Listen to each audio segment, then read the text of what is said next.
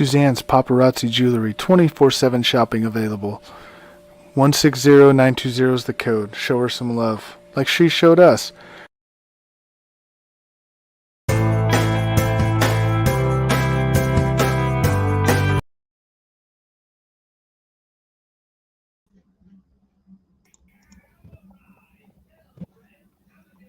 Hey, what's going on, everybody? Welcome to the Coast to Coast Entertainment Network. I am Ace, and you're watching another episode of Tuesday Night Mania. Let me introduce to you the crew that I have with me tonight. We'll go ahead and we'll start out with the guy who's generally behind the scenes, but he's joining us on tonight's show, Mr. Crispy Bacon. Crispy, how you doing tonight? Doing good. How's everybody doing? Not too bad. And then, of course, we have Will from TRC. Will, how are you doing tonight, my man? Doing great. How's everybody doing? Can't complain. Even if I did, no one would listen anyway. So it is what it is. All right. And then, Joe, how about you? I'm like Will, man. I'm doing good tonight. So. Right. Well, you just said you beat somebody in Madden. So. I did. 75-15, man. Well, there you go. And then, of course, Will's having a great night because he just had a heck of a sale. So there you go. It was busy tonight. It was a good one. Yeah, you had quick too. Holy cow, man! That was an hour and a half. Yeah, fast 90 minutes tonight. So Thomas Burnett's in here. He's saying, "Good evening, everyone. Good evening, Thomas. How you doing?" And then Brandon LH34 saying, "Howdy, guys. How's it going tonight? We hope you're having a good night too." All right. So first off, we'll go ahead and we'll start out with a little bit of the AEW recap. Joe, this is all you, man. Man, I wish I had something to say for it. Nothing last week. They built it for this week's show. This week's show I just watched, so it was a good show, but nothing really. I mean, they're moving towards full gear. That's about it for those guys. All right, so you didn't really have much to talk about there, and that's fine. So Brandon, there wasn't really anything to discuss. It's been pretty much the same stuff every week with these guys. So. And Thomas is saying he's doing good, and then Brandon is saying update on Hangman. Nobody has an update on Hangman yet, so as soon as somebody gets an update, we'll definitely let everybody know. But so far, no update. And, of course, Will, you're shouting out and saying historians in the house because he is here in the house. Yeah, this is so there really wasn't much so far to go over for NXT last week. This week is the go home show. The only comment that was made before NXT went on tonight was that they said because Dynamite had a special episode tonight that the goal was for NXT to outdo AEW, and they said anything less would not be okay. So it's going to be interesting to see what the numbers are when they come out. I think it would still be hard for NXT to beat it because I'm simply just saying because we know that the highest number that I've seen on the NXT side so far this year has been like 770,000 or something like that. So NXT hasn't quite reached that million mark. But I know NXT had a pretty dang good lineup tonight. So, but then again, what's the point of beating Dynamite tonight if you're NXT? I mean, right. I don't know. I hate to say it though. I mean, I hate to be that guy, but I mean, okay, you're beating Dynamite with all these rookies against all these former world heavyweight champions. I mean, that's about it. I mean, really, honestly, I mean, I guess for the rookies it'd be a one up, but I mean, no, I definitely get what you're saying there. It's like, but I'm just saying, like, the comment that WWE made was like anything less would not be okay. And it's like, no, I get that they want to, but in reality, it's just your younger guys and nobody that's been like champion on the main roster, except for, like Will said, they brought in older guys today and brought them in on NXT. They even had Rhea Ripley there. So Do you say I read that younger guys interesting- beat in AEW, or do you say the older guys beat AEW tonight? older guys in AEW. But I read an interesting article that Jericho made comments about how WCW was around for 50 something years when he worked there. WWF was around 60 something years when he worked there, and AEW's only been around for 3 years. And he thinks that it's the future of wrestling and all this other stuff. But I don't know. The problem is not, WWF when it was around for 60 years. The majority of that time, it had been around in territory days. The same thing for NWA, WCW, all those eras. It had been around in territory days. There's not really a territory days anymore. So when you're mainstream like that, you've got to get up and go, the first day, like you've been in business for 50 years, and they haven't shown that. Jericho talked about he wonders where the company will be in the next 5 years, but honestly, if they can't make more people watch their product and buy their product, I don't think it's going to be around in 5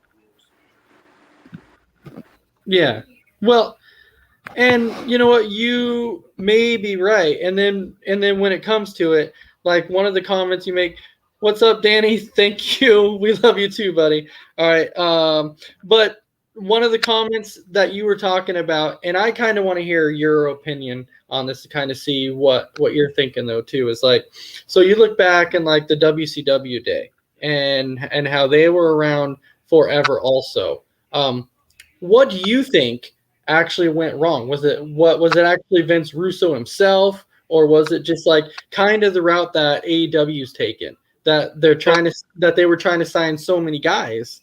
Well, that was a major part of it, was it trying to sign so many guys, and they gave everybody guaranteed contracts. They gave everybody creative control, so nobody wanted to do anything they didn't want to do. But really, what happened was the people in TBS and all the networking and all that, they didn't want to do wrestling anymore. They wanted to do TV shows, and you got to remember too, right when WCW was ending was kind of the beginning of reality television. And a lot of the shows nowadays you watch on TV have nothing to do with sitcoms or anything else like that. They're all reality based. So as times were changing, I think they were thinking, we're going to get out of this old school wrestling and we're going to go with something else. And they didn't have any support from, TNT, TBS, any of that stuff like that. Ted Turner was selling off a portion of his companies to Time Warner Cable and some different things. There was a lot going on with that.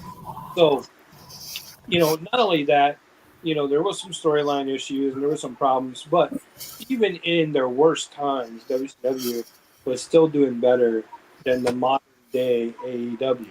Now, were they losing money? Yeah, they were losing money. They had all these people signed, and they had a roster like you wouldn't believe. But I still think you could have kept a good product together, could have done some things differently, and you could have kept WCW going. Look at TNA that came up, a couple years after WCW closed. They were able to keep their product going for a very, very long time. To this day, they still run a variation of it with Impact. So, I mean, there was opportunity there to run it. I think you just had executives that said, we're not going to run it on the networks anymore. And they decided to sell the video library. And basically, once they did that, the company was gone. All right. Well, we do have a few comments here. So Robert saying, "What's up to the four horsemen of coast to coast?" So yeah, the four horsemen's here. Brandon saying AEW is good, but it has a lot of VFW and bingo hall talent. So right there, it's Will's favorite word, the bingo hall talent. It's true. They have some tremendous talent too, no doubt. But they also have some people that couldn't cut it in the VFW and the bingo halls. So there's something for you there. And what happened, I guess, that they've kind of announced but not announced secretly that CM Punk is no longer with the company. This guy comes back, has this major comeback. The whole wrestling world is thrilled for about 2 weeks. And then about 2 weeks into it, they were like, wow, this guy's already stale. Maybe he should have just stayed away. And then here it is 7-8 months later or whatever it may have been. And supposedly AEW has secretly or quietly gone ahead and decided to pay his contract out and release him. So what does that tell you right there? I mean, it makes sense to me. So Thomas Burnett is saying Warner Discovery is happy with AEW. They're happy with the ratings because it usually says that they usually finish somewhere around like number one in that time slot around cable or whatever. And then Robert saying, "What's up, Thomas? What's up, Robert? Don't tell Big B I said that. He can be the manager." Okay, thank you. That's the whole point right there. Is I read the Guy Evans Nitro book, and there was a lot of details in there about higher management that didn't want WCW around. When it was Ted Turner, he wanted it around. So when it became Warner Media, nobody wanted it. So when Ted Turner had no power left, you can't keep it. Warner Media now, they love AEW, and that's what's going to keep the AEW around until they're tired of it. And then when they're tired of it, contract's up, and then we'll see what happens to AEW at that point. Did you know that Warner Brothers is also the same company that releases all the WWE DVDs and Blu-rays? Mm-hmm. So Interesting. Okay. that's kind of weird, right? Like you have one room where it's AEW and one room where they're doing WWE DVDs and stuff like that. So kind of weird. Whatever they can do to make money, right? You know, last year they announced there for a little while they weren't going to release any more WWE DVDs or Blu-rays because people weren't buying them. People were watching it on the Peacock network, and they weren't buying them anymore, so they were going to stop. So, and that really would have been the end of an era that's been going on for, 40 years, at least 40 years. And, that would have been really a bad thing to have happen. So something happened afterward where they decided, no, we're still going to release some DVDs, and we're still going to release the monthly pay-per-views and some other DVDs. So I'm really glad they didn't decide to get rid of those because, I personally have a humongous collection of them. And I think a lot of people do. That would have been truly the end of an era. A lot of us, especially right here, we remember what it was like to go to the movie stores, the video stores, and stuff like that. And then as time has gone forward, everything's digital now. So not that actual physical copy of a DVD or a Blu-ray in your hand, if they completely stop, that would really suck. All right, so Facebook user, that's what he's going by here, says he's supposedly getting an executive job there now. I'm not sure who he's pertaining to. I'm not sure who he's talking about here. Maybe he's talking about Big B. That's Warren. That's Warren coming. Okay. That's our buddy Warren. Oh. Okay. Here's an update to Adam Page. They're saying, for those who've asked, the Adam Page was a legitimate medical issue. One source believes that he may have suffered a concussion, but we don't have that 100% confirmed at the moment. Oh, okay, so he's doing good. Okay, so apparently the person he's talking about is CM Punk. Apparently he's saying that CM Punk is getting an executive job there now. Well, there goes AEW. Why? AEW. Okay. I like Punk, but Eric Haley has a really good comment too. Yep. So because Eric is saying stale because he couldn't wrestle anymore on trying to do moves on people twice his size. Right. The whole thing about this CM Punk thing, and I don't even want to go off on the subject, is that they're still investigating it. That's why nobody's talking about it. Plus, if they decide to release CM Punk, they got to figure out how to do this because there's legal allegations that could be involved in this thing. CM Punk can come back and sue and things like that. On top of that, there's a lot of zeros behind CM Punk's contract that makes them have to figure out if they want to get rid of him, how to go about doing it. But isn't it crazy that as a wrestler in today's world that you can turn around and sue for getting beat up? I mean, that's crazy. Right. That's why in the old school WWE they used to have what they called the wrestler's court. Some of you guys may know about that, some may not. But like Undertaker would be the judge in wrestler's court in the locker room, and the wrestlers would decide together, what was right and what was wrong. And that's really how something like that should have been. And you talk about a guy who came in, after being gone 7-8 years, whatever it was, and could have absolutely been a locker room leader, but instead became a locker room poison. It's a shame. It's a true shame. So Robert is leaving a comment saying, "I've always had issues with Blu-ray DVDs. Not sure what it was, whether maybe it's my setup or who knows. I always struggled getting them to load, or the DVD players not reading them. I don't know, but I just go with the standard DVDs." And then Christy's saying, Punk getting an executive job in AEW. I thought he was threatening legal action against the company. Is he blackmailing AEW? I don't know. But yeah, we don't want to spend a whole lot of time on CM Punk and AEW. So let's go ahead and jump into our next topic Did here. less than 15 seconds, man. Right? Can we mention one thing though? Yeah, good. One thing I think is going to really draw viewers over there is the rumor is that WWE wouldn't clear Paige to wrestle, but AEW will clear Paige to wrestle, and that's going to draw a lot of viewers over there. She has a lot of fans, and even I would watch AEW to see Paige wrestle. So She actually is cleared though, so they did clear her. So that's really exciting. I know Mess Around Dave said the same thing in our group chat that he would watch AEW because Paige was cleared to wrestle. So Yep. that's a big deal, you know. I mean, Paige it's not- versus Britt Baker. Woo. yeah, it's not a game changer, but it's definitely a big deal. Mm-hmm. So and also if you look at Joe in the camera angle, it looks like he's wrapped up in a snuggie. It does. Bro. It is funny. I got a hoodie on, man. It's cold down here. It looks like a snuggie. Not yet. Well, Drops about 10 more degrees. It will be.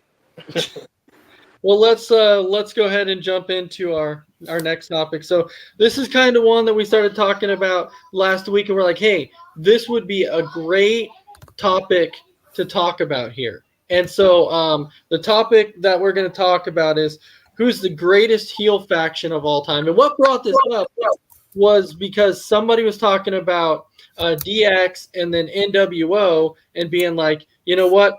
Which one was the better heel faction, and was there an actual faction that could have been better? So, Joe, I'll start out with you on this one. Who was the greatest heel faction of all time? The original Four Horsemen, and one that could possibly been that I thought had a lot of potential was the Nexus.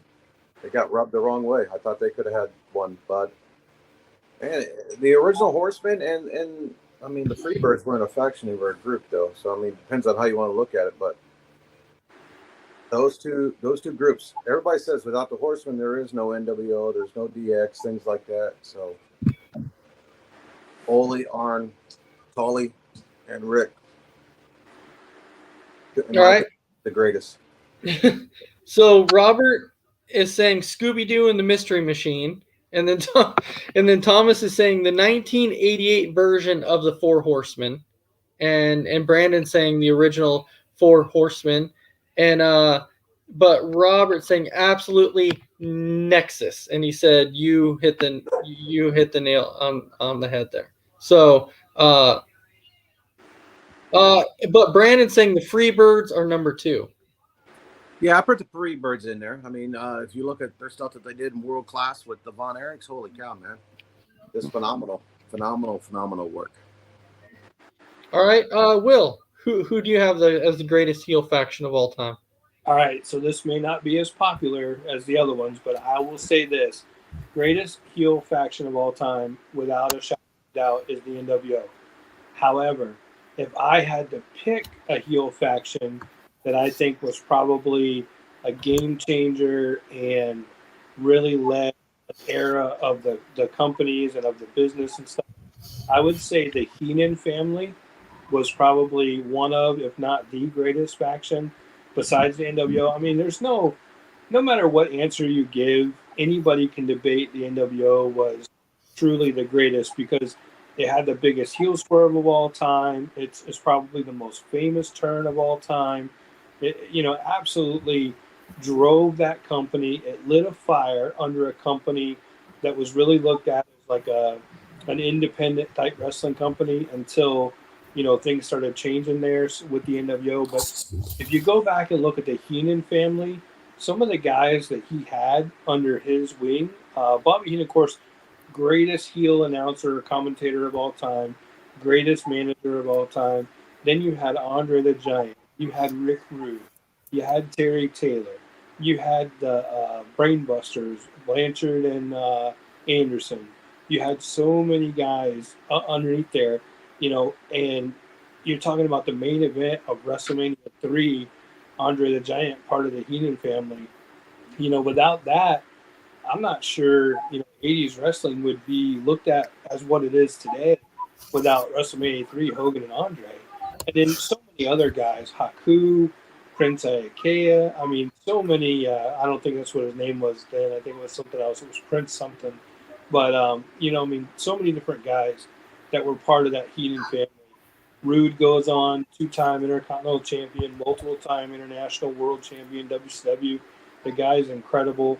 Of course, Andre, one of the biggest attractions of all time, right next to Hogan.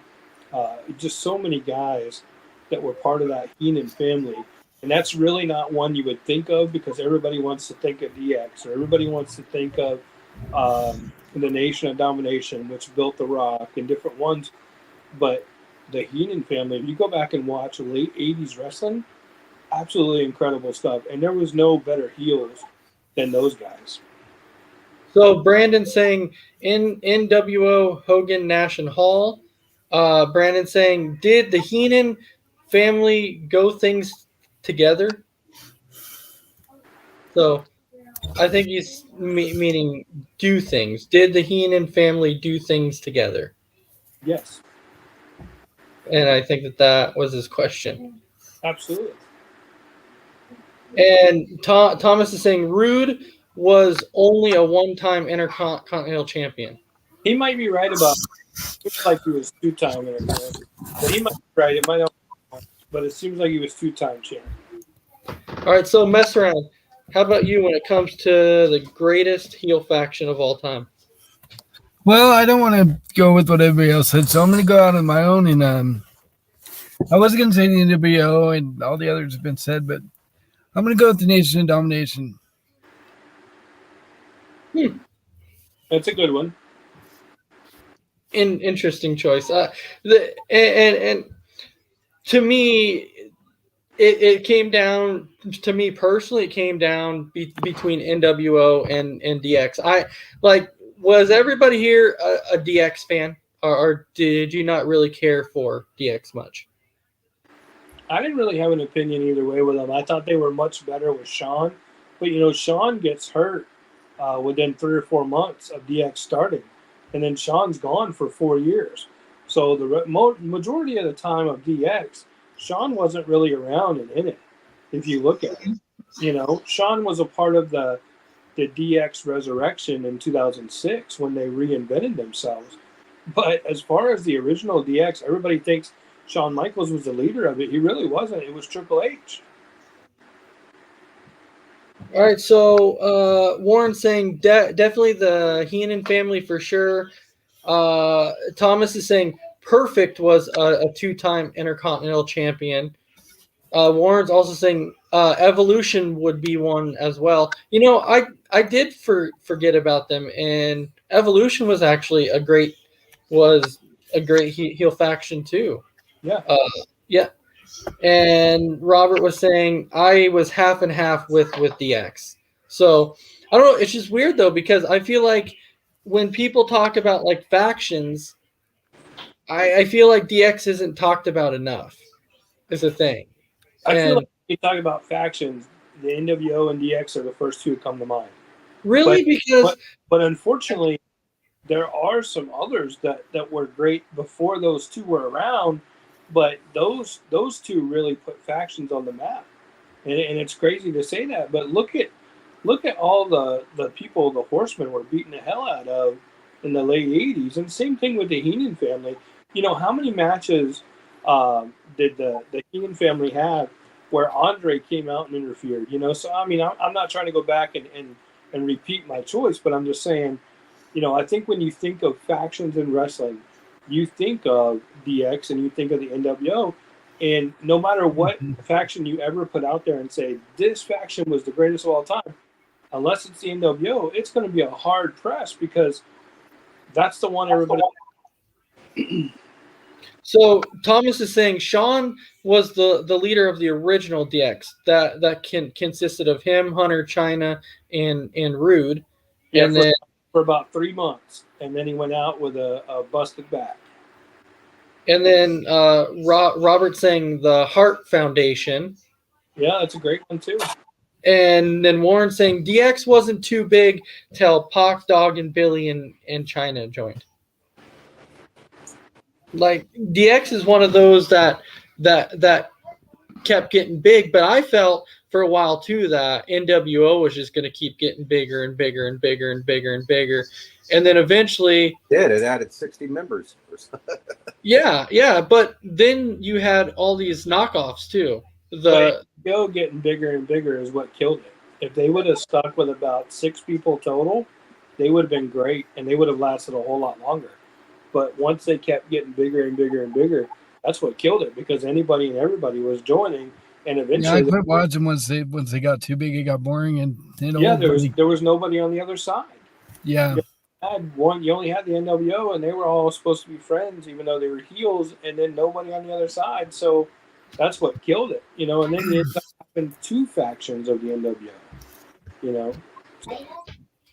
Yeah, but you had like the Blue World Order, and then I think like the Red Wolf Pack or something like that. It was really it got really interesting. And Brandon is saying Aces and Eights, but Aces and Eights was around for a long time, a very very long time. Yeah, the Bullet Club's another one nobody mentioned. The Main Event Mafia too. Yeah, the Main Event Mafia went against Aces and Eights for a while. All right, so moving on to our next topic. What inspired this topic was because Crown Jewel is coming up, and we're seeing Logan Paul in this one, and then at WrestleMania we saw Johnny Knoxville, and then back then we saw like Lawrence Taylor and all of them step in the ring, and Gronkowski. So when it comes to this, do you like celebrities wrestling in matches, or do you think it's like just a complete waste? So mess around. I'll start with you. I don't know if it's done right. I mean, Bad Bunny looked really good when he was in there, and Logan Paul's proved that he can hang. It just depends if you get the right celebrity that's actually athletic and can move around and do stuff and make it look good. But yeah, if it's done right, I'm all for it.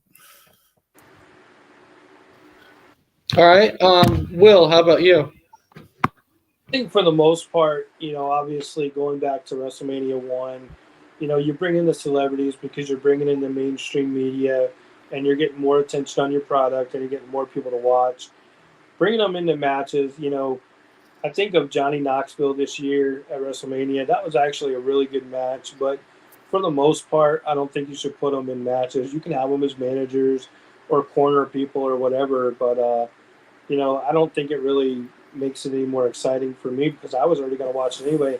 The purpose of those guys coming in is to get people that normally wouldn't watch the product to watch it because, there's a big superstar from a different sport or an actor or whatever.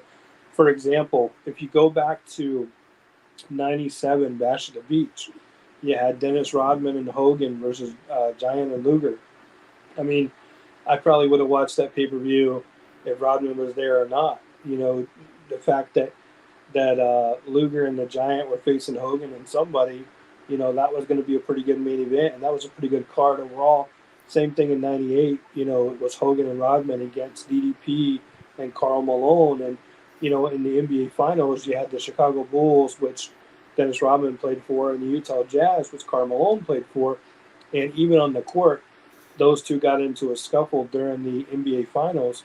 So then when it was time for them to have their match, it was much more entertaining, made more sense and stuff like that. So it was pretty exciting. But as far as bringing the celebrities in, I was going to watch it either way. So bringing the celebrities in probably didn't make a difference for me. Although it probably does make a difference for a lot of people. A lot of people probably that would normally watch the product will tune in to watch Johnny Knoxville wrestle with Sami Zayn. And that was a hell of a good match. One of the better matches of WrestleMania this year. All right, so Brandon's saying WCW should have done Rodman versus Malone. Well, they did in the tag match, but not in the singles. Hell, they even brought in Jay Leno. Remember that? Yeah. Yeah, they even once had Drew Carey in the Royal Rumble. That was WWF. Yeah, I'm saying the WWF that eliminated himself. So afraid of Kane. Yeah. So Robert's saying in case of Big Show, he gets made to be a joke. I mean, why is he even called a giant to lose to Mayweather? That was a joke. And the sumo match was okay since it was competitive, but Big Show gets treated like a joke. Yeah. He always has. Yes. In gimmick matches almost every year at WrestleMania. And then Brandon saying, don't forget the greatest WCW champ ever in David Arquette. Yeah, right. That was awful. Absolutely awful times. Awful. See, it's interesting because I actually heard from a few people who actually liked that. And I was like, how did you like David Arquette winning the title? Like, it wasn't even believable. Like, how do you believe that guy's going to be a champ? Eric Bischoff said too. It was something that they were just trying to get eyes on the product, which backfired. It's what? They were trying to get eyes on the product, because they were going downhill. They were fighting WWE, and WWE was winning at that point. Eric Bischoff said on his podcast that, it was one of those things, trying to get eyes on the product, and that's kind of what they did, but that one backfired big time. So Brandon saying, did anybody see the DVD of called "Killing Arquette" where he tried to be a wrestler after that?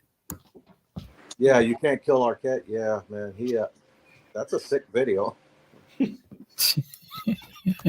Brandon destroyed him in that match. He was saying that Pete Rose feud with Kane was amazing. So it was. I mean, you have celebrities. Just think about it. WrestleMania 1 through 11 had celebrities on it because Vince thought that's what the product needed. And then after that, he realized it's not the celebrities that makes my product. It's the wrestlers. It's the talent. It's the production. That's what WrestleMania is about. So then he pulled away from it. Look at Joe. Joe, look at WrestleMania 11. LT versus Bam Bam ends up being the main event instead of Shawn and Diesel, which made no sense whatsoever except for the fact that LT was a former football player, and it made no sense not to have the title match as the last match of the night. I agree. You still could have had Bam Bam and LT as the match just under the main event, but because they brought in the celebrity Lawrence Taylor, they decided to make that the main event. It made no sense. 100%. I agree. You got a big pay-per-view like that, your biggest pay-per-view of the year, it has to be, in my opinion, some kind of championship main event, whether it be WWE championship or a women's championship. That has to be. That's what it's all about. Yeah, I agree. So Joe, technically you're saying that you're kind of okay with it I'm okay with it. I mean, I know a crown jewel. It's not going to be anything. I mean, is Logan Paul probably going to put up a decent contest against Roman? A little bit there, but I mean, like Triple H says, Logan has all these followers, like 30 million, whatever it is. There's more eyes on that product. Other than we know what's going to happen in that thing. It's going to be a Superman punch, spear, some way, shape, form in that. So it just really depends. I mean, on who you put in there. So Joseph is saying the celebrity gimmick was back in the rock and roll wrestling days, where being a celebrity meant something. Well, without that, there would be no rock and wrestling. There probably would be no WrestleMania, and then we wouldn't be talking about what we talk about every week. And so, Brandon saying, was it Mania 1 that had an open invite battle royal like Fridge? That was WrestleMania 2. Okay, so it was WrestleMania 2. Okay, Thomas is saying 11 was the second WrestleMania where the championship match wasn't the last match. Correct. WrestleMania 8 had the same thing happen. Ric Flair and Macho Man wrestled earlier in the night for the World Wrestling Federation Championship.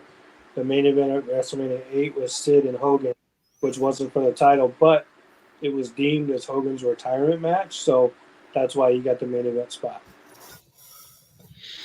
All right. Well, let's go ahead and move on to our next topic tonight, which is Will's historical moment. So, Will, go ahead and introduce your historical moment for us tonight.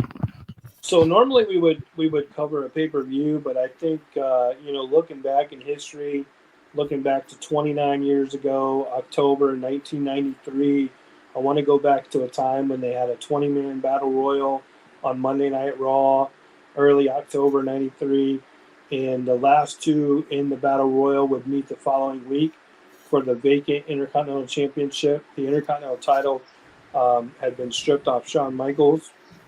There's a lot of different rumors on why it was stripped from him, but apparently there was some drug testing, and he ended up failing the drug test. So he's out. They stripped the title from him. They hold a battle royal. In the battle royal, tremendous characters in the battle royal: Macho Man Randy Savage, Razor Ramon, IRS, Tatanka, Bam Bam Bigelow, Giant Gonzalez, MVP, the first MVP, not the second one. So many greats. The Quebecers were in there. Mr. Perfect, 1-2-3 Kid. So many great guys. There's 20 of them in there, and it was a great battle royal. I'd highly recommend going back and checking it out, watching it. Of course, it comes down to with the final five. Comes down to Macho, comes down to Razor, the Quebecers, and Otto Rick Martel. Well, Macho gets eliminated. It's down to the Quebecers and down to Rick Martel against Razor Ramon. Razor ends up eliminating both Quebecers out, and then it ends up being Martel and Razor come down to the last two. So the next week, those two face for the vacant Intercontinental title. Long story short on those two, Razor Ramon goes on and wins his first Intercontinental champion. In my opinion, greatest Intercontinental champion of all time. Held the title 4 times during a time period where that was just unheard of. It was, something that didn't happen. So he'll always be, to me, the greatest Intercontinental champion of all time. But that was his first one. It was October of 93. And like I said, it was 29 years ago that happened. It's hard to believe. It's hard to imagine. It's been so long since that happened. But I would highly recommend going back and watching Monday Night Raw and checking that out. It's October of 93. I think it was October 4th of 93. I can't remember, for the Battle Royal. And then the following week was the one-on-one match for the title. Awesome historical time in wrestling. Go check it out. So Joseph, really quick, is saying Logan Paul got better ring skills than Dominic. At least I can respect his skills given his time in the ring. That's all I have to say. And then Brandon saying, who has money that wants to bet on the Logan Paul versus Roman? Logan wins by DQ from Jay or Solo. Robert saying amen on Razor. Thomas saying, I agree with Will that Razor is the GOAT of the Intercontinental Champions. And then Joseph is saying, long live the bad guy. All right, so Will, do you have anything that – or sorry, not Will, Joe, do you have anything that you want to add to what Will was saying? No, I remember watching that on television, then watching the finals the next week. It was great. Rick Martel was still in his prime too, so him and Razor had a really good matchup. The next week, I think it was probably one of the longest matches that Raw in its early existence had on television. They gave it ample time to actually tell a story there, which could have went either way with that. at that point. They took you on that roller coaster ride. So overall, yeah, Razor, winning it helped jumpstart his career, and a time when you didn't really get a whole lot of title changes on television. This was a perfect time for it, and Razor did that championship justice. The other guy that I think is probably the second greatest Intercontinental champion is Chris Jericho.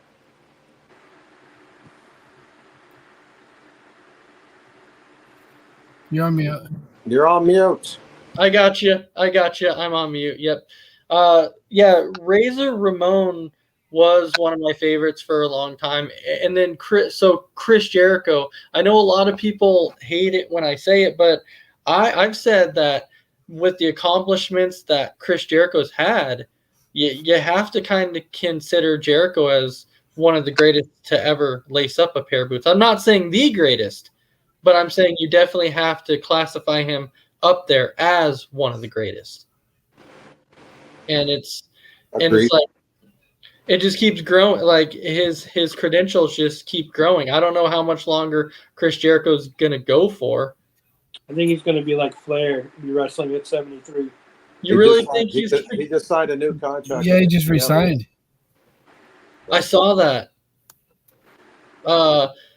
So Brandon's asking a question. He's saying Scott Hall or Kurt Hennig. Who would have the heavyweight title? Well, neither one of them did. But yeah, but he's saying out of those. Definitely Razor, Scott Hall. Yeah, they both deserve the world championship, but definitely Razor. I was always surprised, and I know why, and I know the stories, but I was always surprised when there was no world title for Razor, especially in early '98 WCW when they had so many opportunities. Of course, they had other opportunities, but especially in '98, he won that battle royal and definitely was right in there as the number one contender. What a perfect opportunity. And, it wasn't that they couldn't put the title on him and then take it off him the next night, because look at Nash. Nash won the world title off Goldberg. They put Nash over on Goldberg. It, ended his streak. And then it was about a week later on Nitro, it was Hogan and Nash with the finger poke of doom. So if they were worried about Scott Hall carrying the company or anything like that, they could have very easily put it on him for a short time and then taken it right back off. So, and we've discussed all that plenty of times in the past, but just, it's always a shame when you have some of the people that are true greats and probably could be on any wrestling Mount Rushmore out there and never held the world title. Same thing with Piper, same thing with Perfect, same thing with Scott Hall. It's always a shame that they never held the world title. So Joseph is saying Rick Martel, one of the most underrated workers in the business. He could get anyone over. Absolutely agree. So which brings up a interesting question now that comes to mind, because you do hear a lot of people talk about, when this guy's in the ring, he can really put this guy over. He can make anybody look good. So when you think of that, like, who's the one guy that really stands out to you that you really think of that you're like, okay, you put this guy against anybody, it doesn't matter who it is, the guy's going to look good? Seth Rollins messed around. Okay, so you're saying Seth Rollins. Will? Kofi Kingston. Kofi. Okay, so you're actually going current. Okay, that's fine. All right, Joe. He just said Seth Rollins. That's current. I know. No. I was saying that's fine, but I wasn't sure if you were going to go old school or what. So I should say, there's probably plenty of opportunities, back and forth, old school, new school, whatever. But just overall, first one to come to mind is Kofi. Who has Kofi had a bad match with, or when have you ever seen Kofi have a bad match? No, it's true. It is true though. I know that Kofi to me is kind of underappreciated. I know there was actually people who thought that his title run was kind of a joke, and they're like, why they put the championship on Kofi? I thought he kind of deserved it. If you want to go old school, somebody that could really get people over and make them a believable wrestler or a talent, look at Bam Bam Bigelow. That's another guy that never had a bad match with anybody. Yeah, and we have another comment here. Oh, this one is for you right here. This one says, like to get a Martel autograph. Might know a guy who can help there. Maybe one day. Maybe one day. He doesn't do a lot of signings, but he's definitely one on our list. So Robert's saying from his Millennium debut in WWE to now, that man has definitely kept my interest. Absolutely incredible career doing with his albums, top notch.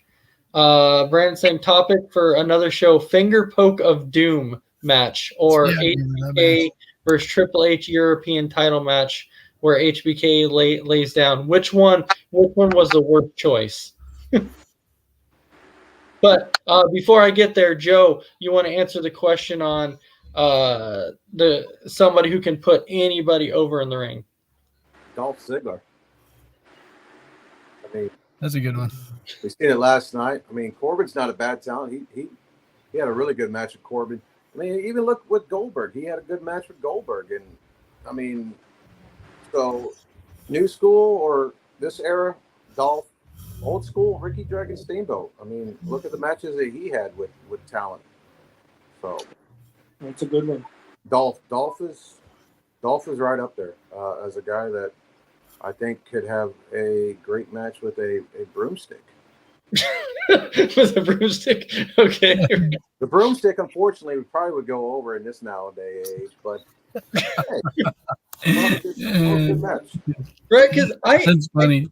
I think in this day and age, I don't think people pay enough attention to ring work. I don't think that they do. They focus too much on, oh, this guy's a heel, this guy cheats, so I don't like him. And I'm like, but he's doing his job then. You know, he's doing his job. And you ever notice as a kid, you always cheered for all the good guys. You always liked all the good guys. But then as you became an adult, you could really see the point of view of the bad guy. Yeah, oh, yeah, absolutely. Who is a true heel nowadays? That's a good question. MJF. I don't know because they're all turning now too. But I mean, if you haven't watched AEW tonight, Will, watch him in Regal's promo, top-notch promo tonight. Just let you know, but.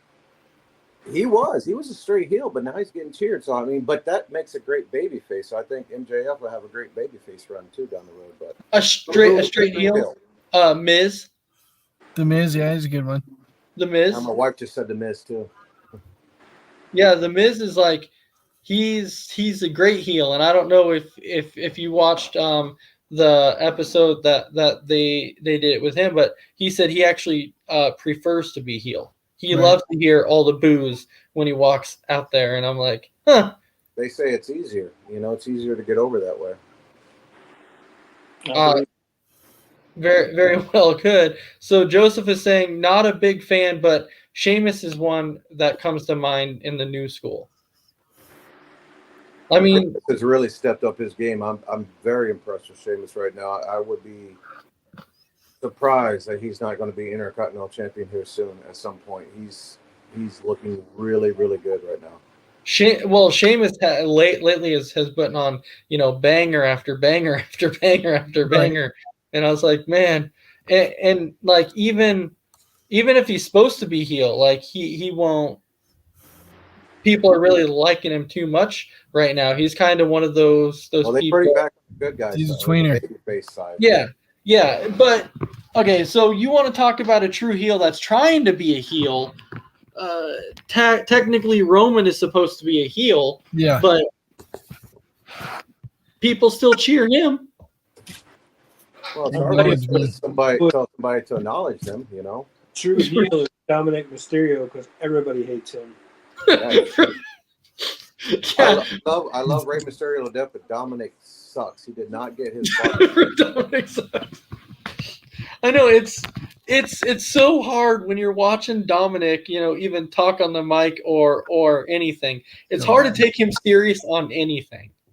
Him beating AJ last night was just absolutely horrible. But I mean, it was great heat for him. But come on now, I mean, there's I'm no way surprised that they didn't come out and say, "You're saying the same shit she just said." Right? You're right. I'm gonna rip you limb from limb, and it's like, all right, we can't take you seriously, Dominic. I just can't. I can't do it. No. He needs to put a mask on and learn some lucha skills. I think he needs. I think he definitely needs to go to NXT for a while, though. He definitely needs to drop down to developmental and do something because he's just not. He's not ready for the big time yet.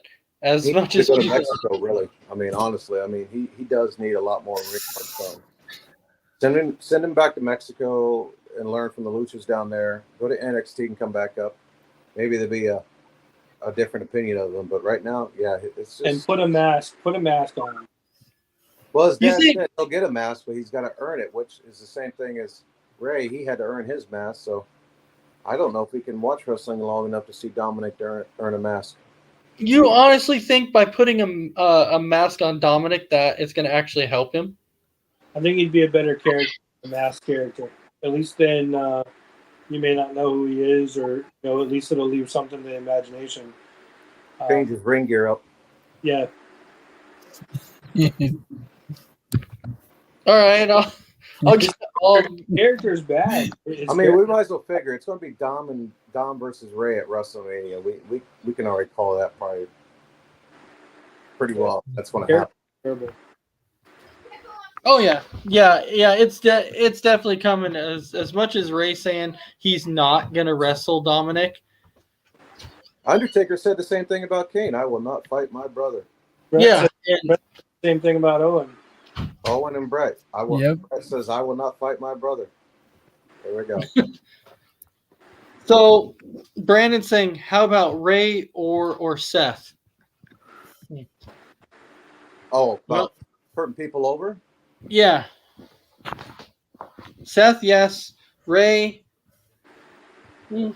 Ray is one of the best high flyers ever, I say. He's the greatest luchador out there, period. I mean, of all time. He's going to go down in history as that. And Joseph saying, now he's talking about Dominic, and he's saying What is Ray's thing? I know he's got that little moniker now, the GMOAT. What the hell is that? Oh, it's the greatest. Well, it was he had for the mask thing, the greatest mask of all time, or something like that. Is that what the it greatest is? mask? Yeah, because they were trying to promote the mask for the longest time, and he was supposed to be the greatest mask of all time. So that's what that is? I did not know. I've been wondering what that was myself, so I'm glad to know that. Or the greatest man of all time. Greatest so Mexican. you're not even sure right now. Dominic It's one of was those. say the worst Greatest man of all Mexican. time, but no, it was supposed to be the greatest mask of all time. Is what they were promoting. I don't like his new mask though. I like his old school mask a lot better. I wanted to touch on Looks this. like a mini tool. Want to touch on this question really quick before we wrap up the show because Brandon asked this a little while ago. But the finger poke of doom or HBK versus Triple H European title match to where he laid down, which was the worst choice? Finger poke of doom, because you just had him beat Goldberg in the streak, which was the hottest thing going in WCW. They were selling out arenas, big arenas, when Goldberg had the streak going, and he was such a big deal. And then you had Nash come in and beat him, which, wasn't much of a surprise. I think everybody kind of thought that was a good possibility of happening. I think a lot of people even thought DDP was going to beat him at Halloween Havoc that year. But then to have him just lay down and let Hogan take it back, creating the Wolfpack, I mean, or maybe that didn't create the Wolfpack, but it brought Hogan into the Wolfpack, and they spray painted the belt with the red NWO and all that. But I think that was just terrible. I almost think the Hunter Shawn with the European title. Shawn was WWF champion at that time. Brett was gone. He was out of WWF, and they were really trying to push Hunter as being the number 2 heel in the company.